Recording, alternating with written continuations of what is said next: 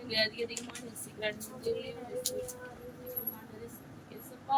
இந்த வேலைக்காய் நாங்கள் சேர்த்துக்கிறோம். சித்திரிக்கிறோம். இந்த வெள்ளை கூட ஆண்டரேசப்பா இந்த குடும்ப ஆசீர்வாத ஜெப கொடுத்துக்காய் நன்றி ஆண்டரே சித்திரிக்கேசப்பா இந்த வருடம் ஆண்டரே சப்பா சித்திரிக்காரச்சா அப்பா இந்த ஆண்டரே சப்பா சித்திரிக்கேசப்பா பாசமாய் ஆண்டரே சப்பா நல்ல ஜெபக்காய் நன்றி செலுத்துகிறோம். இம்மட்டு நீர் வழிநடத்த தேவன் இந்த வார்த்தையின் போதை நீர் ஆசீர்வதித்து ஆண்டரே சப்பா நீர் என்னை பொறுப்படுத்து நீர் என்னை வழிநடத்தி ஆசீர்வதிக்காய் நன்றி செலுத்துகிறோம். இயேசு நல்ல பிதாவே. ஹல்லேலூயா. ஹல்லேலூயா. வாய்ஸ் கொஞ்சம் கேவலமா தான் இருக்கும். அட்ஜஸ்ட் பண்ணிக்கோங்க. கர்த்தர் நாள்ல கூட ஆனா நம்ம ஸ்டே இருக்காதுதான் ஒரு திட நம்பிக்கையில இருந்தேன். நாளைக்கு கிறிஸ்துமஸ் நீங்க டெக்கரேஷன் எல்லாம் பண்ணுவோம், வேலைலாம் இருக்கும், அதனால வைக்க மாட்டாங்கன்னு ஒரு நம்பிக்கையில இருந்தேன். ஆனா இல்ல போய் தான் ஆகணுன்ற மாதிரி சரி கிளம்பி வந்தாச்சு. கர்த்தர் தலைமை என்னோட பேச முடியாது, உங்களோட பேச முடியாது. அதனால கூட கர்த்தர் நான் எடுத்திருக்க டாபிக் பார்த்தீங்கன்னா கர்த்தர் தன்னுடைய தூதர்களை கொண்டு நம்மளை காக்கிற தேவன். இந்த வருடங்கள் முழுவதும் மாதங்கள் முழுவதும் நாட்கள் முழுவதும் நம்மளை அவருடைய தூதரை கொண்டு கர்த்தர் நம்மளை என்ன பண்ணிருக்காரு, காத்து கொண்டிருக்கிறார், காத்து வருகிறார், காப்பார். அதை பற்றின வேதத்துல சில காரியங்களுக்கு தேவன் எங்கெங்க தன்னுடைய தூதரை கொண்டு காத்தார் நம்மளை பாதுகாக்கிற தேவன் அப்படின்னு சொல்லி நம்ம பார்க்கலாம். சங்கீதம் 91:11.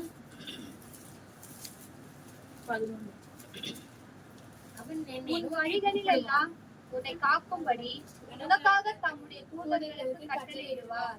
ஆமென். ஹல்லேலூயா. ஹல்லேலூயா. அதனால கூட கர்த்தர் உன் வழிகளில் எல்லாம் உன்னை காக்கும்படி உனக்காக தம்முடைய தூதர்களுக்கு என்ன பண்ணாரா, கட்டளையிட்டார். இந்த வருடம் முழுவதும் கர்த்தர் நம்மளை போகிற எல்லா காரியங்களும் போகிற எல்லா இடத்துலயும் அவருடைய தூதர்களை கொண்டு நம்மளை பாதுகாக்கும்படி கர்த்தர் என்ன பண்ணியிருக்காரு, கட்டளையிட்டிருக்காரு. அதனாலதான் நம்ம இந்த நாளை காணும்படி நம்ம ஜீவனோடு இருக்கிறோம். அவருடைய தூதர்கள் நம்மளுக்கு முன்பும் பின்பும் சென்றனாலதான் எல்லா சூழ்நிலையும் கர்த்தர் நம்மளை பாதுகாத்து இந்த இடத்துல நம்ம கொண்டு வந்து கர்த்தர் நித்திய ஜீவனை காணும்படியே கர்த்தர் கொண்டு வந்திருக்கார். அது மாற்றம் இல்ல. ஆதியாகமம் 27ஆம் அதிகாரம் 24:7 படும். என்னை என் தகப்பனுடைய வீட்டிலும் என் இனத்தார் இருக்கிற தேசத்திலும் இருந்து அழைத்து வந்தவரும் உன் சந்ததிக்கு இந்த தேசத்தை தருவேன் என்று எனக்கு சொல்லி ஆணையிட்டு வருமான வானத்துக்கு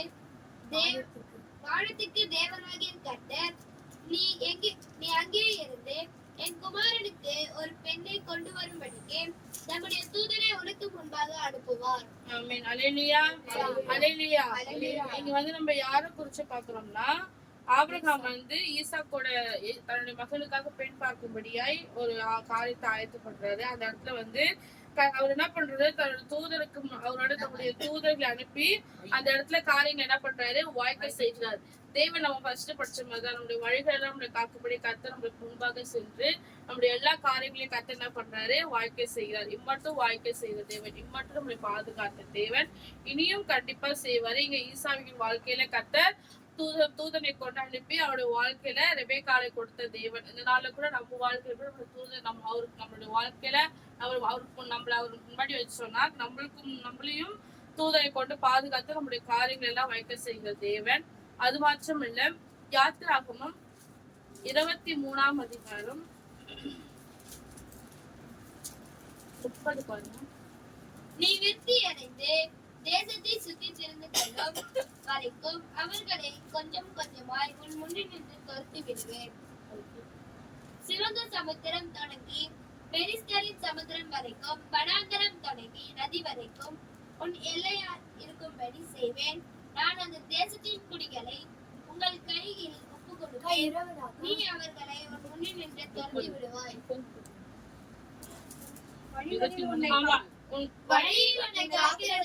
நான் ஆயத்தம் பண்ணின ஸ்தானத்திற்கும் உன்னை கொண்டு போய் சேர்க்கிறதற்கும் இதோ நான் ஒரு தூதனை உனக்கு முன்னே அனுப்புகிறேன். ஆமென். ஹல்லேலூயா.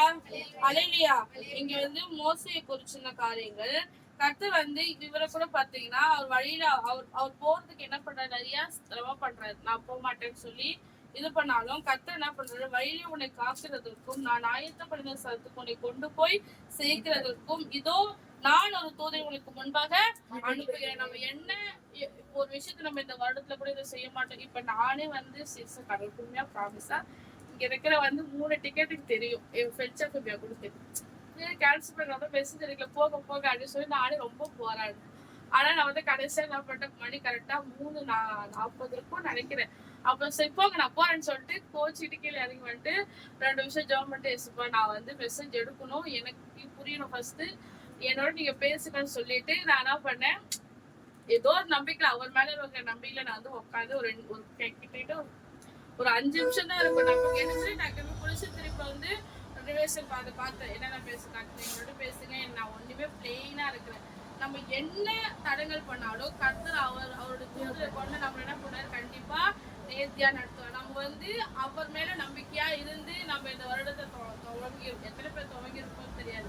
ஆனா அப்படி நம்ம நம்பிக்கையா துவங்கின ஒவ்வொருடைய வாழ்க்கையிலும் கர்த்தர் என்ன பண்ணிருக்காரு, ஒவ்வொரு தூதரையும் கொண்டு நம்மளை நேர்த்தியாய் வந்து கண்டிப்பா நடத்தி இருக்கிறாரு. அதே மாதிரிதான் இங்க மோசையும் கர்த்தர் வந்து அவர் வந்து அவருக்கு முன்பாக தூதனை அனுப்பி சேர்க்க வேண்டிய அவருடைய செல்ல வேண்டிய ஸ்தலத்துக்கு கொண்டு போய் கானான்ல கண்டிப்பா அவர் என்ன பண்ணாரு, சேர்ந்தாரு. அதே மாதிரி பாத்தீங்கன்னா மத்தேயு 11:10 அது எப்படி எனில், இதோ நான் என் தூதனை உமக்கு முன்பாக அனுப்புகிறேன், அவன் உமக்கு முன்னே போய் உமது வழியை ஆயத்தம் பண்ணுவான் எழுதிய வாக்கியத்தால் குறிக்கப்பட்டவன் இவன்தான். அது எப்படி எனில், இதோ நான் என் தூதனை உமக்கு முன்பாக அனுப்புகிறேன், அவன் உமக்கு முன்னே போய் உமது வழியை ஆயத்தம் பண்ணுவான் என்று எழுதிய வாக்கியத்தால் குறிக்கப்பட்டவன் இவன்தான். யாருன்னா யோவான் ஞானஸ்நானரை பத்தி குறிச்சிருக்கு. அவர் வந்து இயேசு கிறிஸ்து தூதர் அவருக்கு முன்பாக அவர் பிறந்து கர்த்தருடைய வருகையை குறித்து என்ன பண்ணாரு, அநேகருக்கு சாட்சி சொன்ன ஒரு தூதன் இவர் தான். இவர் வந்து என்ன கர்த்தருக்கு முன்பாக கர்த்தர் இயேசு கிறிஸ்து என்ன பண்ணாரு, ஞானஸ்தானம் கொடுக்க முடியாத பாக்கியத்தை பெற்றுக்கொண்ட தேவன்.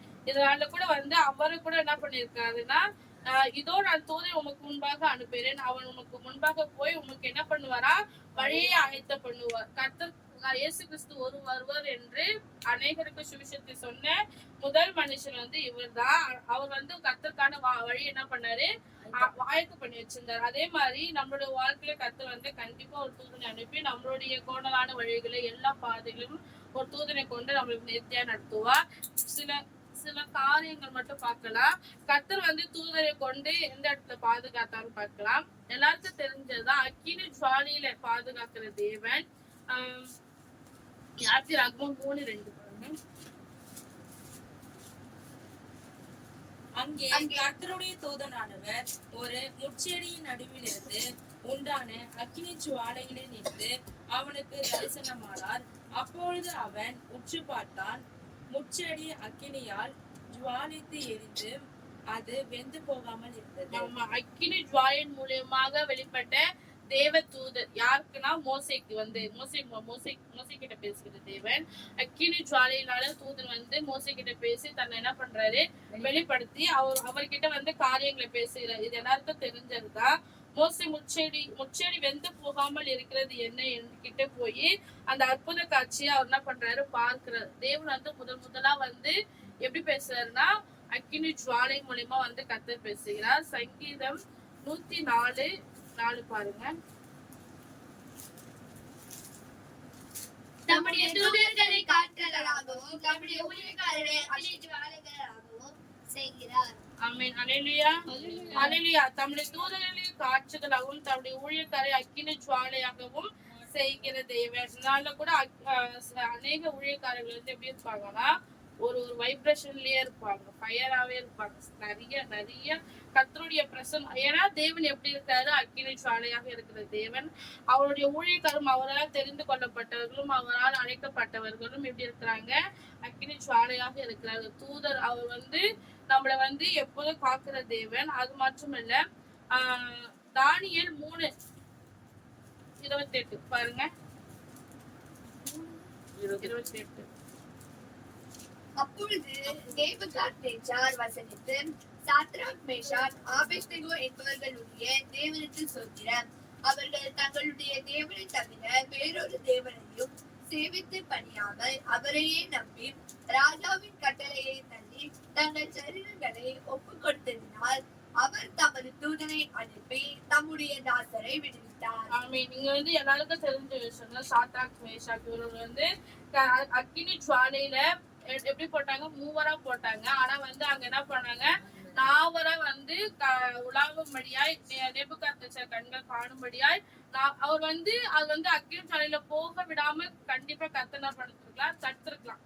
அதுக்கு முன்னாடி ஏதாவது ஒரு அதிசயம் செஞ்சிருக்கலாம், இல்ல அது நேபுகாத்நேச்சர் மனசுல ஏதாவது படும்படியா இல்ல வேற ஏதாவது காரியம் வந்து செஞ்சிருக்கலாம். ஆனா அவங்க அந்த தீல அவங்கள போடணும், அதுக்கு நடுவுல அந்த 4 பேரை காணணும், அத அவங்க அதிசயத்தை அவங்க அந்த சாட்சியோட அவங்க உணரணும்னு தான் கர்த்தர் வந்து நம்ம கூட நம்மளோட வாழ்க்கையில வந்து சில விஷயம் வந்து கண்டிப்பா கர்த்தரால அனுமதிக்கப்படும். அந்த காரியங்கள் வந்து நம்ம வந்து ஏன் நினைக்காம நம்மள வந்து கர்த்தர் ஒரு ஏதோ ஒரு அதாவது நான் இப்ப கூட யாருக்கும் என் தம்பிக்கு தான் நான் சொன்னேன் ஒரு விஷயம், நிறைய இது அதுன்னு சொல்லிக்கிட்டே இருப்பான். ஒரு கல்லு வந்து நிறைய காயப்பட்டாதான் அது ஒரு அழகான சிலையா மாற முடியும்.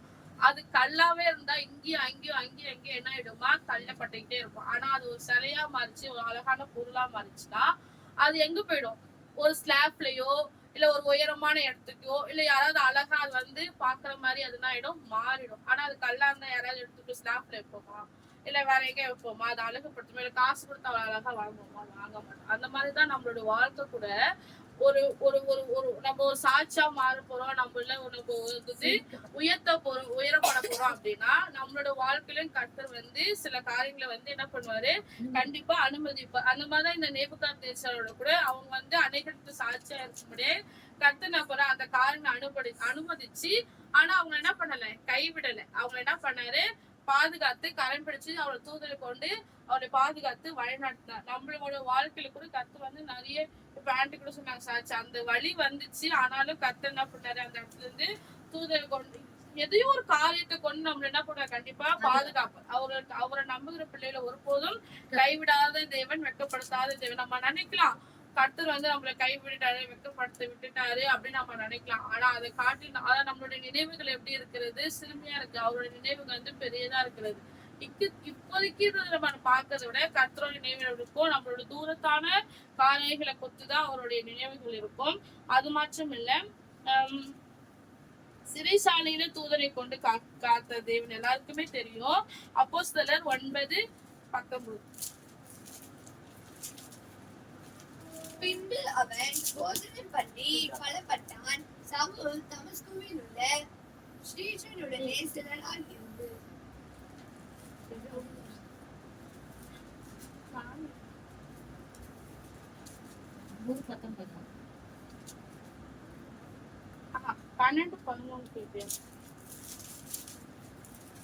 பேதுருவுக்கு தெளிவு வந்தபோது ஏரோதின் கைக்கும் யூத ஜனங்களின் எண்ணங்களுக்கும் என்னை விடுதலையாக்கும்படிக்கு கர்த்தர் தம்முடைய தூதனை அனுப்பினார் என்று நான் இப்பொழுது மெய்யாய் அறிந்திருக்கிறேன் என்றார். ஆமென். அல்லேலூயா.